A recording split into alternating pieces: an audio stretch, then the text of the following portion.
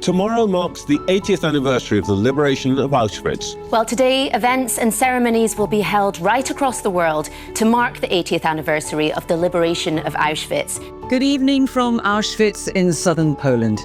Of course, this was where so many were imprisoned and murdered, and where commemorations have been held to mark 80 years since the liberation of this concentration and extermination camp. I'm joined by Karen Pollock, the Chief Executive of the Holocaust Educational Trust. 80 years ago, when the camps were liberated, was the first time the world really became aware of really what was going on inside this place.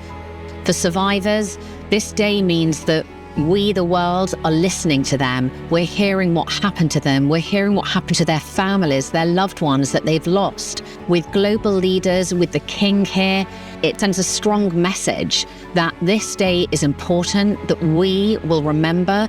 And we've got to acknowledge that 80 years on, the survivors are in their late years.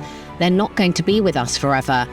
And so today isn't just about saying to them we remember, but it's about us pledging for the future.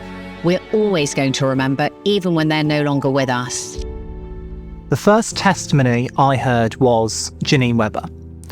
And at the time, I was about 14 or 15. It was organised through HET. She really has inspired everything I've done since the age of 14. The first Holocaust survivor testimony I heard was Rudy Oppenheimer. I was at school, so this was going back to about 2006.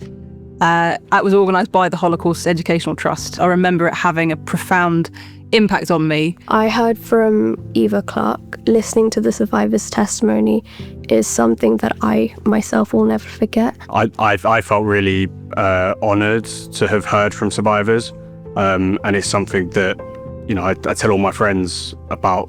The first survivor that I listened to was Eve Kugler. She's recently passed away. I'll never forget what Eve said, which was, to forget them is to kill them twice. As a former teacher, HET's work is so important in the classroom today. Statistics are so hard for a young person to understand, to comprehend. We say 6 million, a huge number. How can we ever begin to imagine that? And I think that's where Testimony 360, our new education programme, comes in. The Holocaust Educational Trust have done something called Testimony 360. So they started with 4 Holocaust survivors and they asked them hundreds of questions over days. And now school children, they can ask questions, using their voice. And the survivor will be sitting in an armchair and give the appropriate response. Wow. And they can also put a virtual reality headset on and they can be transported to different locations in the survivors' lives that obviously were important in their life story. This Testimony 360 process enables people to have conversations with me long after I've left this world. The greatest danger any civilization faces is when it suffers collective amnesia. We forget how small beginnings lead to truly terrible endings. They happened because hate went unchecked. The Nazis didn't make Germany anti-Semitic. Nazism is the product of European anti-Semitism. Human memories are short. Anti-Semitism has always been a problem. In particular, now it is a massive problem. It didn't stop after the Holocaust, it continued.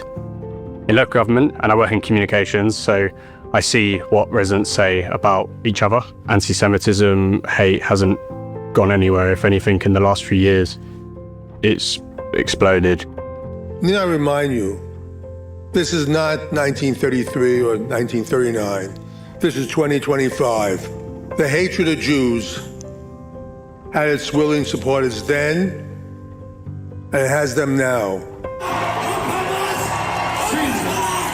Let's go back to communism. Who created communism? The Jews. Is communism, Zionism, Judaism all the same root? Hitler, he had the plan. Kill the motherfuckers. Jews are the reason why the healthcare system and everything around us in the government is collapsing. Whilst anti-Semitism is on the rise, it's even more important that we go into schools, that we do this work. There are young people who, as a result of learning about the Holocaust, as a result of hearing a Holocaust survivor, as a result of visiting Auschwitz, are committed and take it upon themselves to fight injustice today. When in our lives anti-Semitism comes up, we challenge it. And HET gives you the confidence to challenge it. And my role to combat anti-Semitism is to call it out. And that means having difficult or uncomfortable conversations with colleagues or friends or family members. I think it taught me to challenge when situations felt uncomfortable. But also I think I learned to be a good person by working with Het. There has to be courage to carry on in this climate, but it is so, so crucial that we do. I got my doctorate in 2020, and now I work as an independent Holocaust historian. I work as an educator on the Lessons from Auschwitz project, so I've come completely full circle in 16 years. And I don't think I can measure how great an impact the Trust and their work has had on my life. I have learned so much from my time with Het. I continued working with Het and volunteering and sharing the knowledge that I'd gained from being on the Lessons from Auschwitz. I've done that for 13 years now. We need to pick up the baton from the survivors, the incredibly brave survivors, and carry on their legacy. Every penny that the Trust raises goes into programs that can be life-changing. I'm evidence of that. There are plenty of other ambassadors who are evidence of that. Each generation has got that responsibility to speak and to teach, because life is short. Het is incredible, irreplaceable. If anyone has the power to affect the spread of anti-Semitism, I cannot think of any other organization that can do it as effectively, as efficiently, and as persistently. People have to know what happened so it doesn't happen again. I know through the Holocaust Education Trust, my story and the story of survivors like me will always be remembered.